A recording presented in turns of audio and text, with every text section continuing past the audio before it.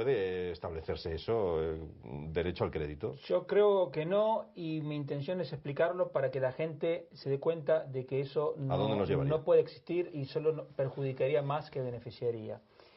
¿Cuál es el contexto general? El crédito está cayendo en España y en 2014 cayó por cuarto año consecutivo. En total, en los últimos 4 años, el crédito se redujo un 25%. Estoy hablando del crédito bancario al sector privado, es decir, familias y empresas no financieras. ¿Y por qué está cayendo el crédito bancario?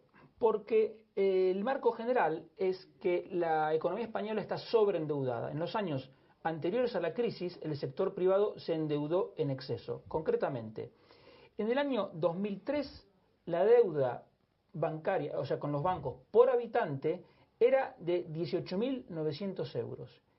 Y esa deuda, 5 años después, es decir, en el 2008, aumentó hasta 40.700 euros. Es decir, se más que duplicó, aumentó un 115%. Eso empezó a descender y ahora es de 30.000 euros por habitante.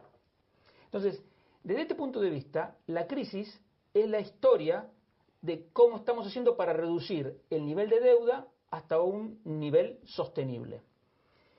Dentro de ese marco general, por supuesto que se puede discriminar entre algunas cuestiones de oferta y de demanda. Por ejemplo, es la oferta de crédito, son los que prestan el dinero, que son los bancos. Sabemos que el gobierno, para aumentar la solvencia de los bancos, les ha exigido mayores provisiones, es decir, tienen que guardar más cantidad que antes por cada préstamo que dan. ¿Por qué tienen que guardarlo? Lo guardan por si acaso ese préstamo no se devuelve. Entonces, es verdad, esto hace que los bancos sean más solventes, pero al mismo tiempo quita incentivos para prestar.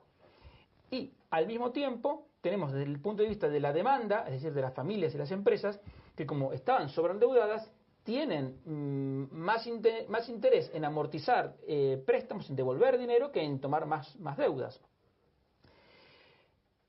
Además, la propia crisis, al haber aumentado el desempleo y la morosidad, hace que la demanda solvente de crédito haya también disminuido. Entonces, realimenta la reducción de crédito. Por supuesto que esto no niega que hay casos de demanda solvente de crédito que ha ido a un banco y así todo no le han dado el dinero. Pero, insisto, el marco general es que España es una economía sobreendeudada que tiene que llevar su deuda hasta un nivel sostenible. Ahora, ajenos a este contexto, como si lo desconocieran, hay gente en España que propone que el crédito sea un derecho, es decir, que los bancos estén obligados a prestar dinero a quien lo pida. Entonces, ¿por qué proponen esto? Primero porque dicen que la crisis es culpa de los bancos, porque como los bancos dejaron de prestar dinero, entonces hubo crisis. También dicen que es necesario que haya crédito para que la economía crezca. Yo creo que, además, el tema del derecho al crédito se une generalmente con otra propuesta que es la de la banca pública, de volver a tener bancos públicos. Sobre eso iba a preguntarte. Claro. Entonces, yo creo que las dos ideas, las dos propuestas, tanto la del crédito como un derecho, como lo de la banca pública, serían dos graves errores. ¿Por qué? En primer lugar, es falso que la crisis haya sido porque los bancos un día se despertaron y dijeron, bueno, hoy no prestamos más dinero. No es así. La deuda, para cualquiera que quiera mirar los datos económicos con objetividad, se debe, en el caso de España, al aumento temerario del gasto público que se hizo entre el 2004 y el 2009, cuando se aumentó en más de un 65%, y además en un contexto de ausencia total de reformas, incluso diríamos contrarreformas, porque lo primero que hizo el gobierno de Zapatero al asumir fue abolir la ley de estabilidad presupuestaria, que era la ley que obligaba al equilibrio presupuestario. Es falso también que el crédito sea condición necesaria del crecimiento de la economía. La crisis anterior, que fue la del año 93-94, nos muestra cómo la economía empieza a crecer mientras el crédito seguía disminuyendo. Y ahora ocurre exactamente lo mismo. La economía está creciendo desde finales del año 2013 y todavía el crédito está disminuyendo. Entonces, eso nos muestra que no es necesario que aumente el saldo total de crédito para que la economía crezca. Ahora, un punto que es imprescindible tener en cuenta es que los bancos no prestan el dinero propio, sino que prestan el dinero de los depositantes. Entonces, por eso es que tienen que ser siempre muy prudentes, o deberían ser siempre muy prudentes, porque en el pasado hemos visto casos de que esa prudencia no existió. Prudencia digo a la hora de conceder un préstamo. ¿Por qué? Porque si yo estoy prestando, por ejemplo, el dinero de Víctor y luego no me lo devuelven, cuando venga Víctor a pedirme de vuelta su dinero y yo no lo tengo, ¿qué hago? Entonces hay que ser muy cuidadoso.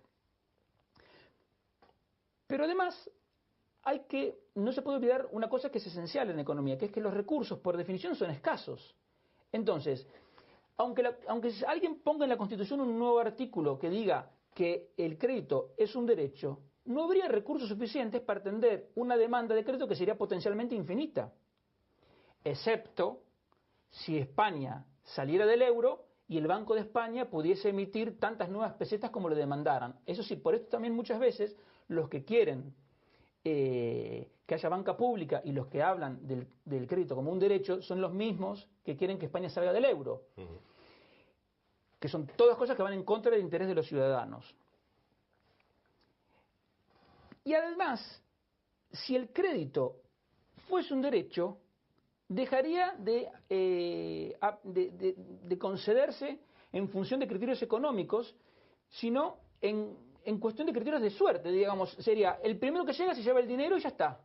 Entonces, pero a lo mejor resulta que no es el que más lo necesita, que lo que iba a el proyecto de inversión que iba a financiar no era el más rentable.